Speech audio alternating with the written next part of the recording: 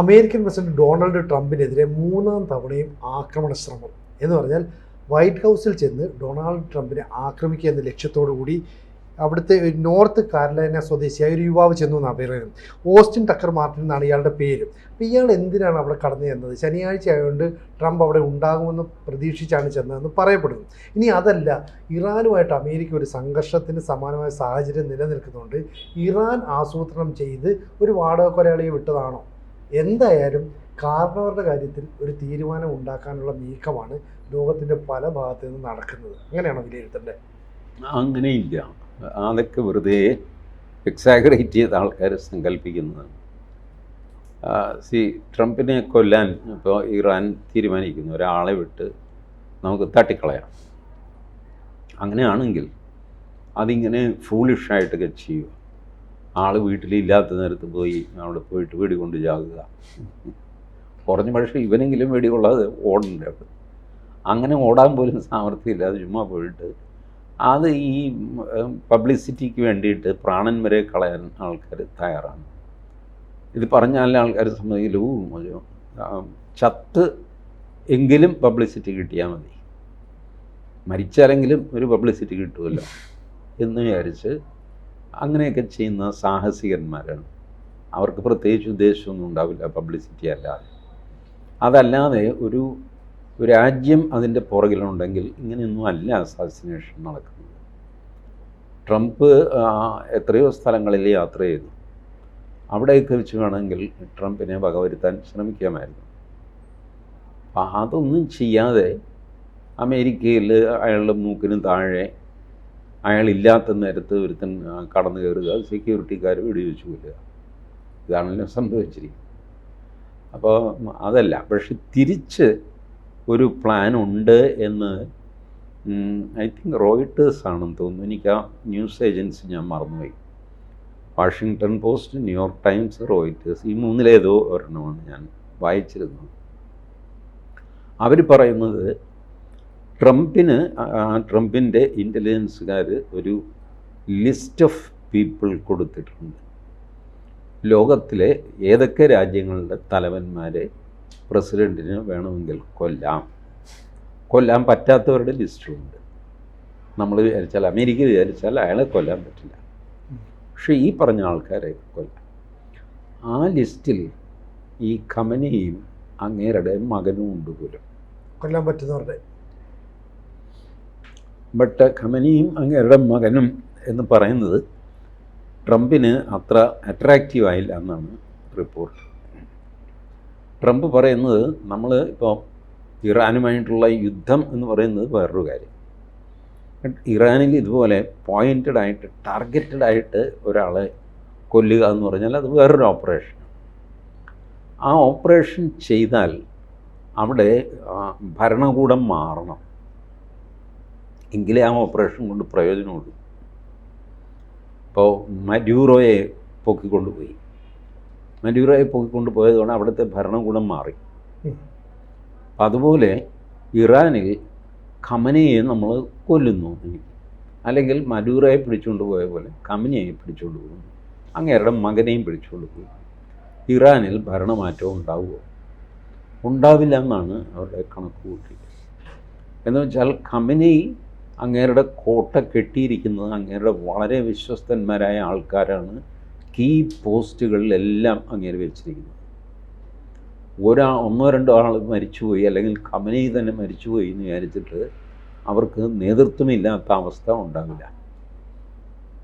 ഖമനൈ ഈ ഡിസൈനൊക്കെ ചെയ്തിട്ടുണ്ട്. ഒന്ന്, ഖമനൈ കൊല്ലപ്പെടുക, വേറൊന്ന് ഖമനൈക്ക് വയസ്സായി ഖമനൈ ചത്തുപോവുക. അങ്ങനെ സംഭവിക്കാതെ അപ്പോൾ എന്ത് സംഭവിക്കും ഇറാൻ? ഇതെല്ലാം ഈ plan A, plan B, plan C, plan D ഒക്കെ നടത്തിയിട്ടാണ് ഖമനൈ അവിടെ ഇരിക്കുന്നത്.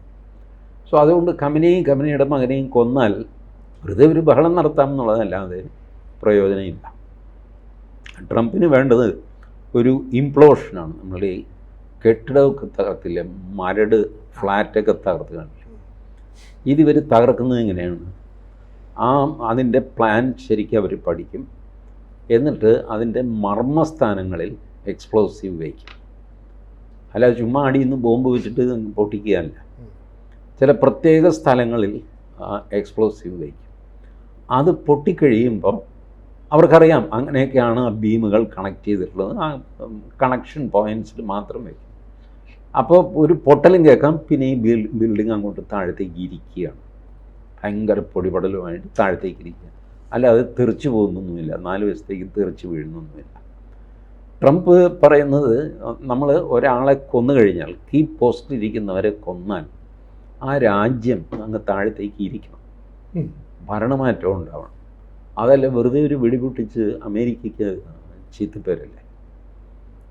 അപ്പോൾ ഈ ആർഗ്യുമെൻറ്റിൽ അവർ നിൽക്കുകയാണ്. ഇൻ്റലിജൻസുകാർ ഈ ഓപ്ഷൻ കൊടുത്തു, വേണമെങ്കിൽ ആ ഖമനയെ നമുക്ക് തിരഞ്ഞു പിടിച്ച് മഡ്യൂറയെ കൊണ്ടുപോയതുപോലെ പൊക്കുകയോ അല്ലെങ്കിൽ വെടിവെച്ച് കൊല്ലുകയോ ചെയ്യാൻ പറ്റും.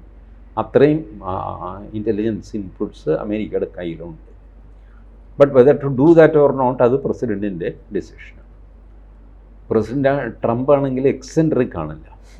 ഇപ്പോൾ ഒരു കാര്യം, ലോകത്തെ മുഴുവൻ ആളുകൾക്കും ഒരു കാര്യം തീർച്ചയായിട്ടുണ്ട്, ട്രംപ് എക്സെൻട്രിക് ആണ്, ഭ്രാന്തനാണെന്ന് പറഞ്ഞാൽ കൂടിപ്പോകും എന്നുകൊണ്ട് എക്സെൻട്രിക് എന്ന ആൾക്കാർ പറയുന്നത്. എന്ത് ചെയ്യുന്ന ഒരു മനുഷ്യൻ. അപ്പോൾ അങ്ങേര് ഈ ഇൻ്റലിജൻസ് ഇൻപുട്ട് വെച്ചിട്ട് നാളെ ശരി നമുക്ക് ഖമനയെ കൊന്നുകളയാം അല്ലെങ്കിൽ പൊക്കിക്കൊണ്ടുവരാം, ഇങ്ങനെയൊക്കെ വിചാരിച്ചു കൂടായികയില്ല. എന്ത് ചെയ്യണമെന്ന് ഇപ്പോഴും ട്രംപ് തീരുമാനമെടുത്തിട്ടില്ല. അല്ല, കാരണം കാറ്റ് പോകുമോ എന്നുള്ളതാണ് ലോകം മുഴുവൻ നോക്കുന്നൊരു കാര്യം. ഇതിനകത്ത് പ്രധാന കാരണം എന്ന് പറയുന്നതും ഇപ്പോൾ ഇറാനെ കയറി ആക്രമിക്കുമെന്ന് പറഞ്ഞ് അമേരിക്ക തന്നെ പിന്നീട് പറയുന്നു ആക്രമണം നിയന്ത്രണത്തോടു കൂടിയായിരിക്കും എന്ന് പറഞ്ഞാൽ ഹോർമൂസ് കടലിടുക്കിലൂടെ അടക്കമുള്ള വ്യാപാര കപ്പലുകളുടെ പോക്കിനെ ഇറാൻ നിയന്ത്രിക്കാതെ ഇറാൻ ആക്രമിക്കും. മാത്രമല്ല അവരുടെ ചില ഈ പറയുന്ന സ്പൈ വിമാനങ്ങൾ ഇതൊക്കെ തന്നെ പോയിട്ട് അമേരിക്കയുടെ യുദ്ധക്കപ്പലുകൾ എവിടെ നിൽക്കുന്നു എന്നൊക്കെ നിലയുറപ്പിക്കുന്നു. അതൊക്കെ കൃത്യമായിട്ട് അതിൻ്റെ ഉപഗ്രഹ ചിത്രങ്ങളൊക്കെ എടുക്കും. എന്ന് പറഞ്ഞാൽ അമേരിക്കയ്ക്ക് ഒരു ഭീഷണി ഉയർത്താനും മാത്രം ഇറാന് സാധിക്കുന്നു എന്നൊരു കാര്യം കൂടെ മനസ്സിലാക്കണ്ടേ. അത് അങ്ങനെയും വരുള്ളൂ. കാരണം ഇറാനെ സംബന്ധിച്ചിടത്തോളം അവരുടെ നിലനിൽപ്പിൻ്റെ യുദ്ധമാണ്, അമേരിക്കയ്ക്ക് അവരുടെ ആധിപത്യത്തിൻ്റെ യുദ്ധമാണ്. ഇത് തമ്മിൽ വ്യത്യാസമുണ്ടല്ല. പണ്ട് ഈ ഒരു കള്ളൻ്റെ പിന്നാലെ പോലീസുകാരൻ ഓടി, കള്ളനെ കിട്ടിയില്ല, കള്ളൻ രക്ഷപ്പെട്ടു കളഞ്ഞു.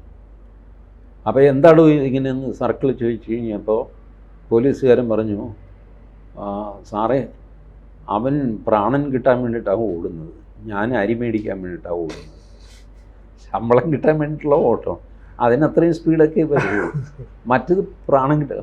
ഇതുപോലെ ഇറാൻ അവരുടെ നിലനിൽപ്പിന് പ്രാണന് വേണ്ടിയിട്ടുള്ള പെടച്ചിലാണോ എന്തും ചെയ്തു കളയും. അമേരിക്കയ്ക്ക് അവരുടെ ആധിപത്യം ഉറപ്പിക്കുക എന്നുള്ളതാണ് അതിന് വേണ്ടിയിട്ടുള്ളത്. അതുകൊണ്ടാണ് അമേരിക്ക ഇങ്ങനെ പ്ലാൻ ചെയ്ത് ഇപ്പം ചെയ്യും, ഇപ്പം തട്ടും, ഇപ്പം പൊട്ടിക്കും എന്നൊക്കെ പറഞ്ഞ് ഇങ്ങനെ നിൽക്കുന്നതല്ലാതെ അവർ മുന്നോട്ട് അധികം പോകാത്തതെന്താണെന്ന് വെച്ചാൽ ആധിപത്യമാണ് അവർക്ക് ആവശ്യമല്ല, അത് സർവനാശമല്ല. സർവനാശത്തിനാണെങ്കിൽ അമേരിക്ക തന്നെത്താനും പൊട്ടിത്തെറിച്ചാൽ മതി, ലോകം അതോടെ തീർന്നോളും. അതല്ല, അവർക്ക് ചില പ്രത്യേക പർപ്പസുണ്ട്. ഇറാനെ സംബന്ധിച്ചിടത്തോളം ഇപ്പോൾ വേറെ ഒന്നും ചെയ്യാനില്ല, നേരിടുകയല്ലാതെ വേറെ ഒന്നും ഒരു മാർഗവും അവർക്കില്ല. അപ്പോൾ അവർ സകല ശക്തി എടുത്തിട്ട് എന്തും ചെയ്യും. ഗൾഫിലെ ബേസ് തകർക്കും എന്ന് പറഞ്ഞിട്ട് ഗൾഫിൽ കൊണ്ടുപോയിട്ട് ഹൈപ്പർസോണിക് മിസൈലൊക്കെ ഇട്ടാൽ എന്താ സ്ഥിതി?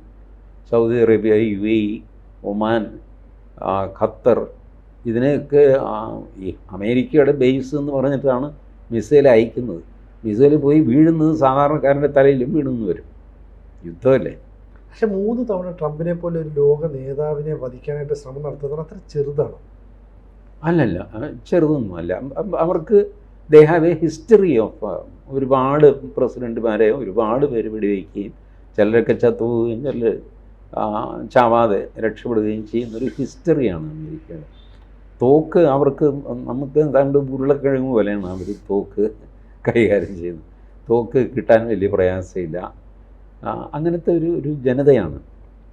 വയലൻസ് അവർക്ക് ഇൻബിൽറ്റായിട്ട് വയലൻസുണ്ട്. തോക്ക് ഒരു പ്രധാന ആയുധമാണ്. പഴയ അമേരിക്കൻ സിനിമയിലൊക്കെ ഈ കൗബോയ് സിനിമകളിലൊക്കെ തോക്ക് പ്രധാനപ്പെട്ട ആയുധമല്ലേ. തോക്ക് എല്ലാവരുടെ കയ്യിലുമുണ്ട്, ഇപ്പോൾ കൊച്ചു പിള്ളേരുടെ കയ്യിലുമുണ്ട്. അപ്പോൾ ഈ പറയുന്ന പോലെ ട്രംപ് കുറച്ച് പേടിക്കുകൂടി വേണം അല്ലേ? അമേരിക്കൻ സൈന്യമൊക്കെ ഓക്കെയാണ്, അവരുടെ സെക്യൂരിറ്റി വിങ്ങൊക്കെ ഓക്കെ ആയതുകൊണ്ട് മാത്രം അദ്ദേഹം നിലവിൽ രക്ഷപ്പെട്ടിരിക്കുന്നു. പേടിച്ചിട്ടൊന്നും കാര്യമില്ല. അങ്ങേർക്ക് ഒരു ചാൻസ് കിട്ടിക്കഴിഞ്ഞാൽ അങ്ങേരെ കൊല്ലും. അങ്ങേരെ മാത്രമല്ല, പുടിൻ, ഷീ ജിൻപിങ്, ഇവരൊക്കെ ആളുകളുടെ ലിസ്റ്റിലുള്ളവരാണ്. കാരണം ഈ വ്ളാഡിമിർ പുടിനെ കൊന്നവൻ എന്ന് പറയുമ്പോൾ അയാൾക്ക് കിട്ടാൻ പോകുന്ന പ്രശസ്തി എത്രയാണ്. എങ്ങനെയാണെങ്കിലും പിടിച്ചു കഴിഞ്ഞാൽ ഒരു 15 ദിവസമെങ്കിലും കഴിയാതെ തൂക്കിക്കൊല്ലില്ല. അപ്പോൾ 15 ദിവസത്തേക്ക് അയാൾ ചരിത്രത്തിൽ അയാളുടെ പേര് വരാൻ പോവാണ്. ലോക ചരിത്രത്തിൽ പേര് വരുന്ന കാര്യമാണ്.